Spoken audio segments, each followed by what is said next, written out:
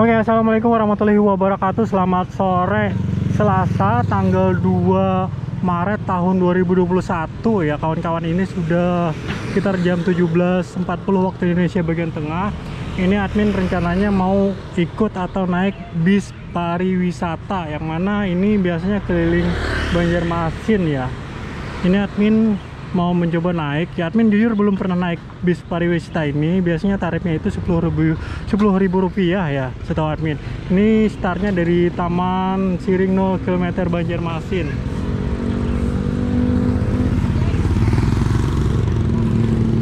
Jadi kawan-kawan mau melihat suasana sekilas terkait bis pariwisata ini, kawan-kawan bisa simak saja videonya sampai habis.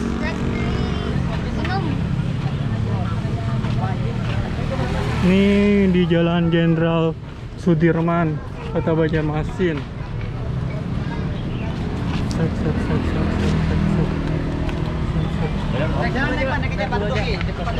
Ini beli karcis dulu atau kayak apa? Langsung naik, daftar dulu langsung naik. Gantung jumlah orangnya, 15 orang jalan.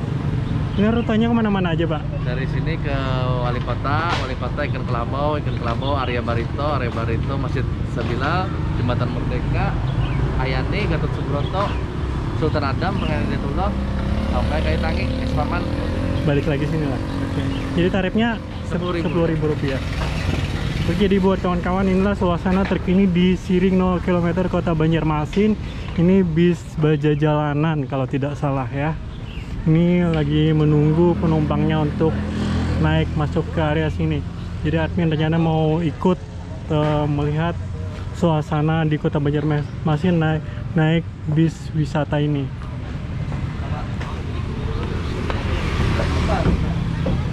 Jadi di sini ada beberapa kursi, ini bis bak terbuka kawan-kawan ya.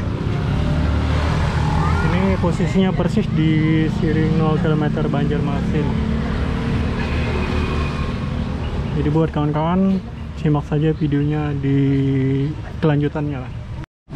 Ini admin sudah di dalam bis ya. Ini menunggu penumpangnya datang, jadi baru berangkat. Ini bus baja jalanan keliling Kota Banjarmasin. Jadwalnya itu Senin sampai Kamis dari jam 14 sampai jam 18, Sabtu dan Minggu jam 8 sampai jam 20. Ini suasana di area dalam bak terbuka.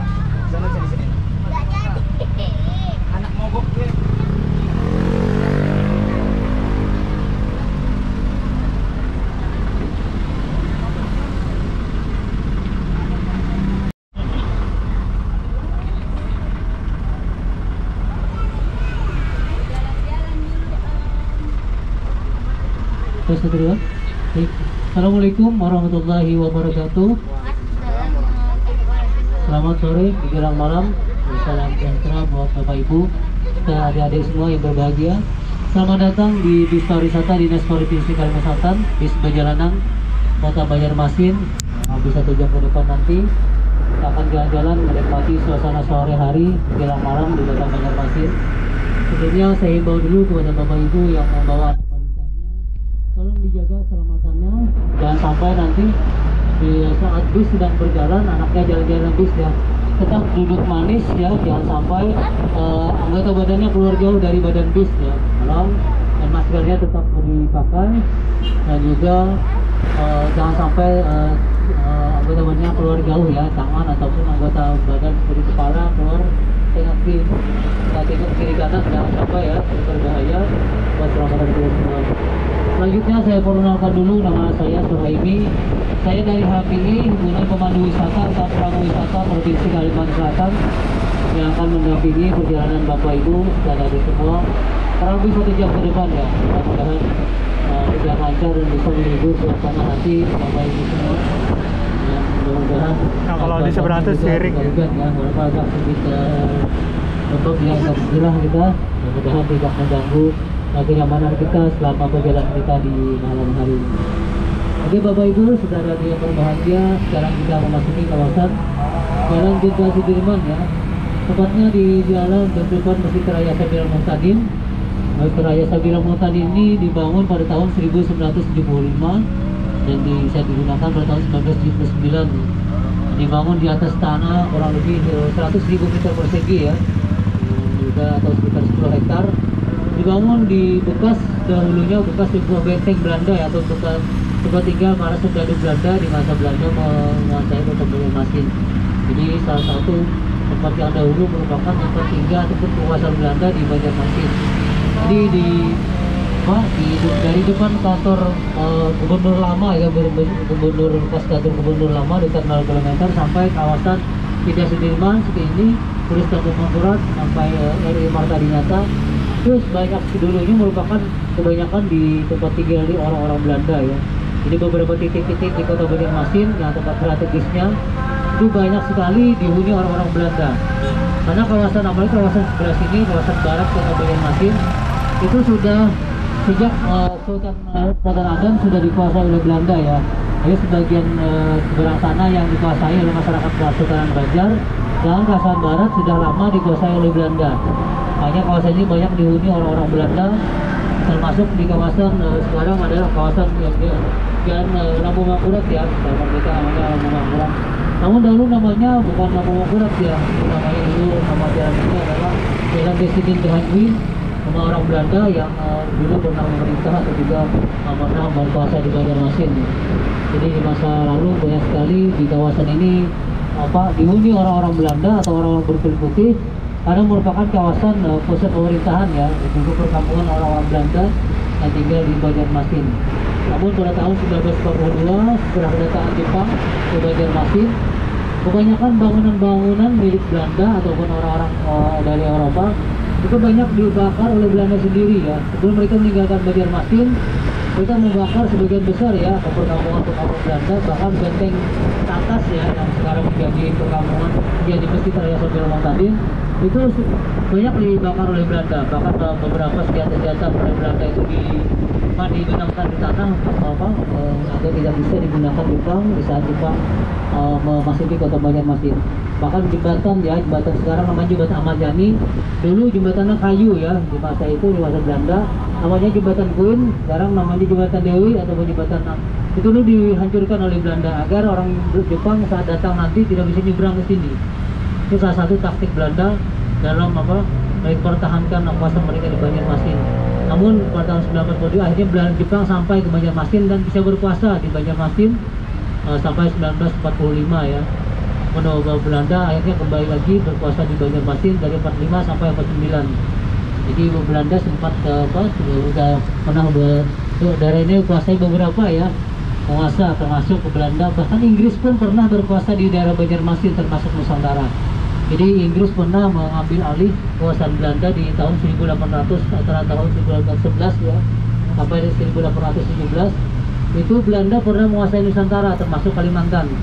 Jadi daerah Kalimantan ini atasi pemerintahan kerajaan Inggris namanya Alexander Harre ya, atau Alexander Harre, yaitu yang menjadi perwakilan ke negara kerajaan Inggris di masa itu, di masa mereka memenang perang dengan Belanda. Jadi sebagian besar itu diambil oleh Inggris, namun tidak bertahan lama. Pada tahun 1817 setelah itu Belanda berakhir merebut lagi mereka di Hindia Belanda yang sekarang dulu sebagai Nusantara atau sekarang menjadi negara Republik Indonesia. Jadi kawasan Kalimantan, Sulawesi, Sumatera Malaya, dan juga dari Sumatera, dan daerah Papua, juga Jawa, dan Lombok, dan Nusa Tenggara Timur, Nusa Tenggara Barat itu merupakan kawasan Hindia Belanda, namun kawasan yang dikuasai Belanda. Sedangkan kawasan Nusantara lainnya semenanjung Malaya atau Malaysia sekarang itu dikuasai Inggris ya, sampai bertahan lama itu sampai mereka merdeka. Jadi daerah Sumatera pun pernah dijajah oleh Inggris dan juga Portugis. Namun yang paling dominan itu adalah Belanda. Sampai kita merdeka itu Belanda yang menguasai sebagian besar wilayah Nusantara yang sekarang menjadi negara kesatuan Indonesia. Jadi di Banjarmasin zaman sekarang ya, saat sekarang susah ya mencari situs-situs atau peninggalan Belanda. Cuma hanya ada sebagian kecil. Salah satunya ini Pak, ini yang menjadi rumah makan Sambal Aca. Ini merupakan rumah orang Belanda ya. Asli itu masih berubah. Bangunannya hanya mungkin berubah atap dan bagian itu merupakan milik orang Belanda. Nah, di sebelah kanannya adalah bangunan perkantoran ya, atau Balai Kota Banjarmasin, tempat 3 atau bertugasnya Wali Kota Banjarmasin. Sedangkan sebelah kirinya merupakan bangunan terapung atau disebut juga restoran terapung ataupun warung terapung yang bernuansa sungai ya di Banjarmasin. Ini dibangun pemerintah daerah untuk melengkapi destinasi wisata kuliner yang ada di Banjarmasin yang khasnya sungai. Kenapa Banjarmasin pemerintah daerah itu membangun restoran yang berkhaskan sungai? Kenapa? Banjarmasin ini merupakan masyarakat yang dahulunya merupakan budaya khasnya, ciri khasnya itu adalah budaya sungai. Jadi sejak berdiri Kesultanan Banjar pada abad ke-16, tepatnya pada 1526 ya, itu berdiri, itu setiap tahun diperingati setiap tanggal 28 September menjadi ulang tahun Kota Banjarmasin. Kota Banjarmasin ini dahulunya belum seperti ini. Jadi Kota Banjarmasin ini banyak terpisah-pisah dulu. Desa-desa atau tanah-tanah daratannya terpisah-pisah dari beberapa bagian atau beberapa pulau. Jadi ada beberapa pulau Klayan, pulau Rantauan, pulau Takas, pulau Kuin, pulau Insan dan beberapa pulau lainnya. Itu dulu tidak terhubung. Sekarang sudah terhubung. Dahulu terpisahkan sungai-sungai ya. Anak-anak sungai yang dulu memisahkan beberapa wilayah di Kota Banjarmasin. Jadi di masa itu masyarakat Banjar itu atau orang-orang Banjar ini kebanyakan mereka bermukim di tepi-tepi sungai. Rumah-rumah mereka di tepian sungai ataupun tidak jauh dari sungai. Pemukiman masyarakat Banjar itu. Ada yang berdiri di atas sungai, bahkan mereka menggunakan rumah terapung ya atau disebut dengan lanting. Itu dibangun orang masyarakat Banjar dulu. Sedangkan di masa itu rumah-rumah orang Banjar itu berbentuk kayu ya, belum seperti sekarang. Banyak sekarang di era modern sekarang setelah lebih mudah kita menggunakan semen, batu bata dan sebagainya. Dulu di masa itu sebelum merdeka, masyarakat Banjar itu banyak menggunakan membuat bangunan rumah itu dari kayu ya, terutama dari kayu ulin ya, itu bahan utamanya kayu ulin ataupun kayu besi. Bahkan istana raja, ratu raja pun dari kayu ulin ya, bentuk rumah Banjar seperti wali kota ya, kantor wali kota tadi seperti itu bentuk biasanya di tempat tinggalnya orang-orang bangsawan atau para raja-raja ya, dahulu seperti itu model bangunannya ataupun rumah adatnya. Jangan rumah rakyatnya biasa ya, walaupun sama menggunakan rumah panggung. Kenapa rumah panggung? Banjarmasin ini sejak lama sudah menjadi tradisi. Setiap tahun bahwa tradisi itu terbiasa ya, orang-orang Banjar terbiasa kebanjiran. Orang Banjar menyebutnya bukan banjir sebenarnya, calap. Orang Banjar menyebutnya calap. Kenapa calap? Karena airnya tidak terlalu tinggi, tidak terlalu dalam. Karena orang-orang dulu bangun rumahnya menggunakan sistem rumah panggung. Jadi air itu keluar masuk mudah, jalur sungai banyak. Kalau sekarang sungai-sungai kita di dalam Kota Banjarmasin khususnya banyak sudah tidak ada lagi ya. Yang dahulu Banjarmasin menjadi ikon sebutannya adalah kota dengan 1000 sungai, kota 1000 sungai, banyak sungainya. Tapi sekarang kenyataannya sungai-sungainya benar tidak ada lagi ya, banyak hilang, tertutup oleh pembangunan, derasnya perkembangan pembangunan yang sangat pesat, yang kurang lingkungan, yang perhatikan lingkungan, banyak menutup jalur-jalur sungai. Bahkan sungai-sungai yang dahulu banyak mengalir, sungai besar yang dahulu banyak sekarang tertutup, hanya menjadi saluran air yang ditutup pun sekarang enggak. Itu akhirnya sungai-sungai yang aliran air drainasinya banyak yang mampet ya. Dan akhirnya di masa kemarin, di beberapa bulan kemarin di Banjarmasin sangat berpengaruh ya, di saat anomali cuaca yang ekstrim sekali ya, maupun juga hujannya sangat banyak, volumenya, debitnya banyak, dan air pasang pun banyak, berbarengan dengan air yang turun dari hulu Sungai Martapura, itu menyebabkan banjir yang tidak biasa di Banjarmasin, mungkin extraordinary ya, atau luar biasa, karena bisa berlangsung lama. Padahal zaman dahulu setiap tahun itu di Banjar ini pasti dikatakan atau kebanjiran, tapi malamnya banjir dia sampai rumah paling tinggi seperti ini, di jalan mungkin seperti ini ya, tapi paginya langsung surut. Kenapa? Karena salurannya masih berfungsi dengan normal. Sekarang lihat saja Bapak Ibu, banyak saluran-salurannya yang terputus ya, tertutup. Contohnya di kawasan Masjid Raya ini. Dulu di kawasan namanya Pulau Tatas ya, di dekat depan sebelah sana, dekat jembatan itu ada Wisma Batu Butulis. Di samping kan ada sungai. Memutar mengelilingi Pulau Tatas atau Benteng Tatas itu terus ke sini, terus ke arah jalan Lampu Makurat tadi. Jadi Lampu Makurat itu separuh jalan, separuh sungai zaman dulu. Itu di era kemerdekaan itu masih banyak sungainya. Bahkan di beberapa sungai-sungai jalan-jalan utama Banjarmasin itu dahulu banyak sekali sungainya. Jadi setiap ada jalan pasti ada sungai di tepinya.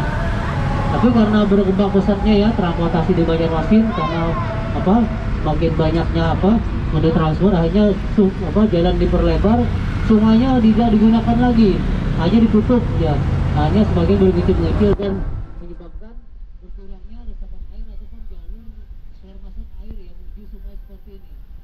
Salah satu penyebab kemarin ya, jadi penyebab banjir yang bisa mengenangi kota Banjarmasin yang lumayan kemarin ya, sangat merugikan dan juga mengganggu aktivitas masyarakat kota Banjarmasin dan di sekitarnya. Oke bapak-bapak, ibu-ibu, saudara-saudari sekalian, sekarang kita berada dan melewati jalan Merdeka. Sekarang jembatan Merdeka itu yang berada di atas Sungai Martapura ya. Sekarang kita masuki kawasan Ciringkendian atau dahulu disebut juga Chinatown-nya Banjarmasin, cicinannya kota Banjarmasin daerah sini. Karena kawasan ini siring dari jembatan Ayani sampai Pasar Lama ini didominasi mayoritasnya orang-orang Tionghoa ya. Kenapa seperti itu? Karena di masa Belanda orang-orang pribumi ataupun orang Tionghoa, orang Arab, orang-orang pendatang itu dipisahkan dari Belanda. Jadi Belanda itu membangun pemukiman itu Belanda di seberang sana di wilayah barat Banjarmasin, sedangkan pribumi ataupun orang Tionghoa itu di seberangnya. Ya sudah termasuk di kawasan pecinan. Orang Tionghoa itu menghuni kawasan seperti Tendian, Pekauman, tepian-tepian sungai. Sedangkan orang masyarakat Banjar itu adalah Kampung Melayu, Sungai Jingas, Kelayan, Pekapuran, Teluk Tiram dan sebagainya. Sedangkan orang-orang Arab itu ada di Oke, buat kawan-kawan warga Benua, mungkin admin tidak lama ngerekamnya soalnya baterainya mau habis. Ini sudah 3%, kita ini sudah di ruas jalan Jenderal Ahmad Yani Pal 1 Kota Banjarmasin. Jadi buat kawan-kawan mau naik bis Bajajalan Kota Banjarmasin, kawan-kawan bisa datang saja ke Siring 0 km Banjarmasin ya. Ada setiap harinya ya, yang dengan tarif Rp10.000. Jadi buat kawan-kawan silakan saja datang.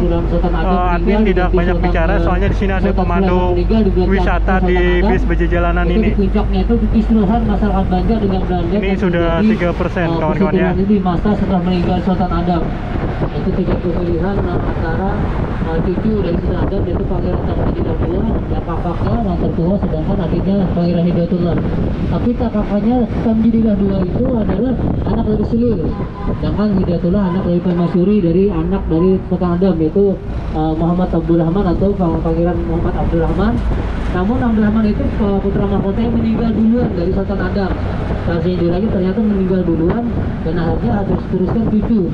Tapi yang tradisi orang-orang Banjar itu yang harus dijaga Pangeran Hidayatullah. Tapi karena di masa itu Belanda sudah menguasai perekonomian dan juga mempengaruhi politikan kekuasaan di Banjarmasin, itu berpengaruh ya dalam pengambil kebijakan dan juga memaksakan kedatangan Belanda menjadikan Tamjidillah II menjadi Raja Banjar ya, menjadi Raja Boneka Belanda, karena dia lebih bisa di kontra Belanda, karena dia lebih banyak bergaul dengan orang-orang Belanda dan juga dia lebih dekat dan bisa diajak kerjasama dengan Belanda.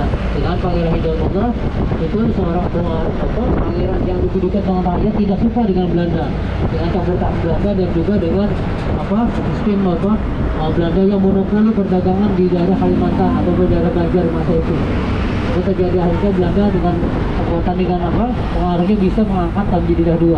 Itu menjadi pemicu dari peperangan Banjar ya, yang dipimpin oleh Pangeran Hidayatullah dan Pangeran Antasari. Namun peperangan itu tidak menurut sejarah memang panjang ya, namun yang sulit dicatat sebenarnya itu hanya pada tahun 1869 ya, setelah diangkat Raja Tamjidillah II tahun 47 sampai 9. Saja peperangan dalam 1 tahun itu banyak sekali memakan korban. Baru setelah itu Belanda banyak sekali menghabiskan biaya untuk merampoknya selama 3 tahun itu luar biasa, karena para lawan sengit dari beberapa masyarakat Banjar yang dipimpin oleh Pangeran Antasari, Pangeran Hidayatullah dan beberapa tokoh-tokoh Dayak di pedalaman Sungai Barito. Jadi orang-orang Dayak dulu sangat mendukung ya perjuangan Banjar melawan Belanda, karena mereka sama-sama pribumi walaupun sebenarnya berbeda keyakinan ya. Jadi masa itu orang tidak mengindahkan keyakinan. Mereka tahu orang Banjar itu sebenarnya orang Dayak juga dulu. Cuman karena berbeda keyakinan seorang Muslim sebutnya Banjar, sedangkan orang-orang pedalaman di suku Dayak itu adalah orang yang dulu tidak mengikuti Sultan Banjar mengakui atau mengikut menjadi Muslim, disebut orang Dayak. Tapi mereka tetap membantu orang Banjar. Kebanyakan orang Dayak masa itu membantu pasukan Banjar ya. Karena orang Banjar pada tahun dihapuskan Sultan Banjar dihapuskan Belanda pada tahun 1890. atau dibubarkan Belanda dengan harapan agar orang-orang Banjar, orang bangsawan tidak lagi berjuang melawan Belanda. Namun ternyata orang kita, orang Banjar ini sangat sengit ya. Setelah orang Banjar itu macal, mulai jujur sekali. Kenapa? Kita punya pedoman jargon perang Banjar itu haram menyerah wajah sampai ke puting. Tanya tidak mau menyerah ya, haram menyerah dengan Belanda, tidak mau berunding, tidak mau berdemokrasi di Belanda, sebenarnya sampai titik habis darah penghabisan. Nah, orang Banjar itu bangsa Belanda jadi habu jadi haram. Kalau mau tidak mau berunding dengan darah, mau menyerah dengan Belanda. Itu dibuktikan sendiri oleh Pangeran Antasari ya. Dia sampai meninggal pada tahun 1863, meninggal karena sakit dan umur tua di umur tahun 7 tahun sampai 75 umur beliau ya 70 tahun. Meninggal di usia tua. Kita makamkan di daerah kawasan Sungai Barito ya, daerah Maratewe. Makamkan di sana. Namun setelah merdeka di tahun 67 kalau tidak salah dibawa kembali ke Banjarmasin. Kerangkanya dimakamkan daerah kawasan dekat Masjid Jami. Itu ada pemakaman orang-orang Banjar, raja-raja Banjar di dekat Masjid Jami. Jadi beliau itu salah satu pencetus perang Banjar ya bersama Pangeran Hidayatullah. Sedangkan Pangeran Hidayatullah itu ditangkap Belanda karena dikelabuhi Belanda dengan mereka dihianati oleh teman sendiri. Yang katanya kalau Hidayatullah bisa ditaklukkan dengan menangkap ibunya. Jadi ibu beliau ditangkap oleh Belanda, diancam kalau ibunya Pangeran Hidayatullah tidak mau berunding dengan Belanda, nanti ibunya diasingkan ke Jawa. Dia namanya sayang orang tua kan, anak berbakti orang tua, dia turun gunung. Namun bukannya berunding, malah ditangkap diasingkan ke daerah sekarang Cianjur ya. Beliau dimakamkan di sana. Sedangkan Samjira II yang menjadi raja pun cuma hanya beberapa tahun ya. Sebagai raja mereka, beliau ternyata merasa ditipu Belanda. Walaupun akhirnya mulai melakukan perlawanan dengan Belanda, cukup hanya ditangkap Belanda diasingkan ke daerah Jawa, daerah Bogor ya. Jadi beberapa pejuang Banjar itu banyak sekali ditangkap, ataupun yang ditipu, ataupun juga dihianati oleh orang-orang Banjar sendiri. Itu salah satu taktik Belanda. Belanda itu selain mereka unggul dalam segi persenjataan, mereka taktiknya di masa itu gitu ya, dengan menyebarkan selebaran ataupun sayembara yang mau bisa memecah belah kesatuan bangsa Banjar di masa itu. Kenapa? Belanda menyebarkan memberi imbalan kepada masyarakat Banjar ataupun bangsa Banjar yang mau bekerja sama dengan Belanda, dikasih duit, dikasih uang. Bahkan barang siapa yang bisa memberi informasi kepada Belanda agar bisa menangkap atau memberi informasi pejuang-pejuang Banjar akan dikasih hadiah. Termasuk itu Pangeran Antasari itu kepala dihargai 10.000 gulden di masa itu. Jadi dibayangkan bisa sekarang diuangkan sekarang mungkin puluhan miliar mungkin ya kalau di baru sekarang. Bahkan Pangeran Hidayatullah itu berharga mahal. Itu terbukti ya beberapa pejuang-pejuang Banjar banyak tertangkap karena karena pengkhianatan orang Banjar sendiri yang tergiur dengan imbalan Belanda. Bahkan ada yang tergiur dengan jabatan dan sebagainya, ini berkhianat kepada bangsa sendiri. Salah satunya, namun perang Banjar walaupun meninggal Pangeran Antasari itu teruskan oleh anak beliau ya Pangeran Mawasman ya berperang. Dia mengikrarkan jadi raja Banjar walaupun secara darurat dia tidak punya istana. Ada istana di Banjarmasin dan Martapura sudah dihancurkan Belanda. Karena setelah dihapuskan Belanda, istana-istananya dihancurkan, para bangsawan ditangkap. Siapa yang mereka tidak mau bekerja sama di Belanda ditangkap dan diasingkan ke daerah lain ya. Itu makanya di masa itu para pagustian, istilah orang Banjar menyebut para gusti-gusti seperti orang asal Banjar itu yang banyak yang meninggalkan kuasa Banjarmasin atau berdua Banjar ke daerah lain. Ada yang ke daerah Sumatera, Malaysia dan sebagainya menyebar ya. Maka mereka menghilangkan identitas kebangsawanan mereka agar tidak tertangkap oleh Belanda. Salah satunya dulu dan akhirnya Belanda bisa menguasai Banjarmasin ya sampai tahun 1905 setelah terbunuhnya Pangeran Mawasman itu ditandai dengan berkurangnya peperangan Banjar, panasnya perang Banjar, dan akhirnya setelah itu orang-orang Banjar mulai berkurang ya, musuh Belanda mulai bisa dimelunak para masyarakat Banjar. Selain itu Belanda dengan taktiknya mengangkat beberapa tokoh-tokoh Banjar yang menjadi walaupun Kesultanan Banjar dihapuskan, tetapi orang-orang dari Kesultanan Banjar yang mau bekerja sama dengan Belanda, mau diajak bekerja sama, diangkat menjadi pejabat oleh Belanda, dibayar digaji Belanda sebagai perwakilan Belanda. Jadi Belanda menunjukkan beberapa kali bergantian residen dan wali kota di Banjarmasin. Tepatnya pada tahun 1938 Belanda menunjuk seorang gubernur ya yang mengepalai atau membawahi Kalimantan, gubernurnya dari Belanda itu Buya Haga yang pernah berkuasa pada tahun 1938 sampai 1982 ya, atau di tangan Belanda Jepang berakhir di sana, dan terbunuh dan ditahan oleh Belanda Jepang. Itu beberapa pejuang-pejuang kita dulu banyak sekali ya yang tertangkap, bahkan Demang Lehman itu pahlawan perang Banjar itu setelah digantung kepalanya dibawa ke Belanda. Itu sampai sekarang masih di Belanda, kepalanya belum bisa dibalikan ke Banjarmasin untuk dikebumikan di Banjarmasin. Masih katanya tersimpan di daerah museum di Belanda. Beberapa kali dilakukan upaya untuk mengembalikan, sampai sekarang masih belum bisa ya, terkendala dokumen dan sebagainya. Karena sekarang kan pemerintah Belanda meminta kepada pemerintah daerah, mau mereka alasannya menyerahkan itu tapi harus ada ahli warisnya. Sedangkan Demang Lehman itu tidak punya anak. Dia tidak punya anak. Ada yang mengatakan sudah menikah tapi belum sempat punya anak. Ada yang mengatakan masih belum menikah. Kalau riwayat itu mungkin sebagian besar mengatakan pernah menikah tapi tidak punya anak. Sedangkan saudara-saudara yang mungkin orang tahu di zaman itu yang menjadi saudara pejuang yang dianggap pemberontak Belanda mungkin takut mengakui ya saudara ataupun saudara ataupun famili, karena takut ditangkap Belanda juga. Lalu sampai sekarang garis keturunan itu susah dicari untuk bisa sebagai ahli waris dalam mengambil ataupun menerima dari kepala yang mau diambil dan diberikan kepada Banjarmasin atau Gubernur Banjar agar bisa ditujukan menurut kepercayaan agama Islam ya, orang-orang Banjar. Jadi perang Banjar ini sangat luar biasa ya, berkedahnya banyak sekali yang menelan biaya tinggi, modal Belanda dan juga mengorbankan jiwa, harta dan tenaga masyarakat Banjar juga. Dan itu sebenarnya ditujukan oleh orang-orang dulu, mereka berbahu-membahu melawan Belanda untuk apa? Untuk kenyamanan kita juga sekarang, untuk anak cucu yang sekarang kita menikmatinya.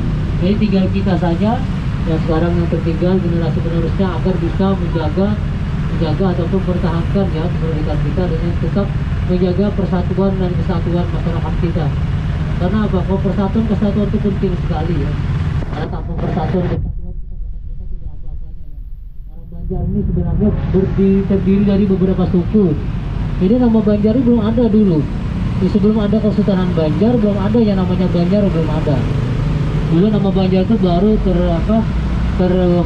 timbul dari ada itu setelah Kesultanan Banjar berdiri. Orang-orang Banjar itu sebenarnya dahulunya merupakan orang-orang pribumi ya, yang berbaur dengan masyarakat pendatang dari Jawa, dari Tionghoa, dari Arab dan sebagainya. Memang mayoritas orang Banjar ini dari suku Dayak Manyang ya, Manyang, Bokumpai, Ngaju, dan beberapa suku lainnya di Kalimantan itu berbaur menjadi satu. Tapi karena mereka kebanyakan tinggal di kawasan das aliran Sungai Barito, Martapura, itu kebanyakan disebut Dayak Pantai ya, atau Dayak Melayu. Tapi bukan udah Melayu dari sama dengan Melayu di Sumatera, bukan. Dan setelah banyak orang dari Dayak Melayu pribumi itu beragama Islam menempati perkampungan atau Banjarmasin ya, dulu namanya Banjarmasin, akhirnya disebut orang Banjar.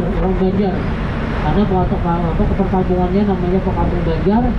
Di masa berkembangnya banyak dibikin rumah-rumah di pinggir sungai yang berderet-deret, rumah-rumah raja, rumah bangsawan, pemukiman yang dahulu merupakan penduduk dari negara Daha yang berpindah negara Daha setelah Pangeran Samudra berpindah ke Banjarmasin menjadi raja di Banjarmasin, memulai agama Islam, berubah namanya menjadi Pangeran Suryansah dan membangun pemukiman di daerah Kuin, sekarang daerah Kuin ya, pada antara Kuin Alawak. Itu banyak rumah di pinggir sungai berderet-deret atau berbanjar-banjar. Akhirnya disebut kampung apa? Dulu namanya kampung Ulu Ngasih ya, atau perkampungan orang-orang Melayu sebutnya, yang Dayak Melayu, atau disebutnya perkampungan Banjar. Kalau yang berderet-deret akhirnya menjadi nama identitas kampung.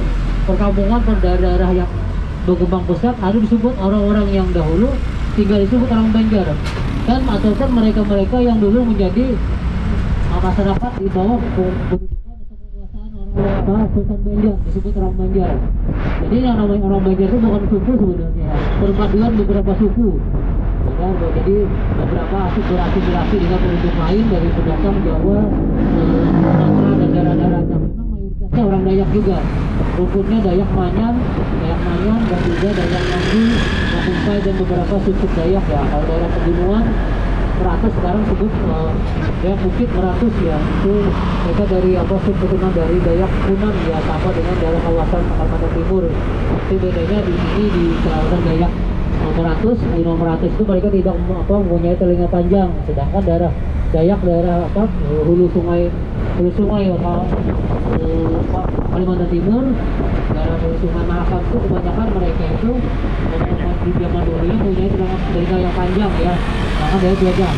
Karena setiap daerah itu berbeda-beda cara mereka, budaya mereka, bahkan cara ritual mereka dalam melakukan ibadah ataupun melakukan ritual agama, termasuk beberapa suku pribumi di Kalimantan Selatan ataupun Kalimantan Tengah. Jadi Banjar ini sebenarnya terdiri beberapa masyarakat ya. Bahkan orang Banjar sendiri itu terdiri dari 3 golongan sebenarnya, atau sebut 3 bagian ya. Terdiri dari 3 golongan. Banjar Kuala, orang-orang Banjar Kuala itu disebut Banjar, orang-orang suku Banjar ataupun orang Banjar yang bertumbuh tinggal di daerah Amara Barito, Sungai Barito, kawasan sampai Kota Banjarmasin, Martapura, dan sampai kawasan Marabahan disebut Banjar Kuala. Karena mereka itu kebanyakan dari Dayak Maju, Dayak Mayan, yang kebanyakan mereka itu tinggal di pesisir sungai.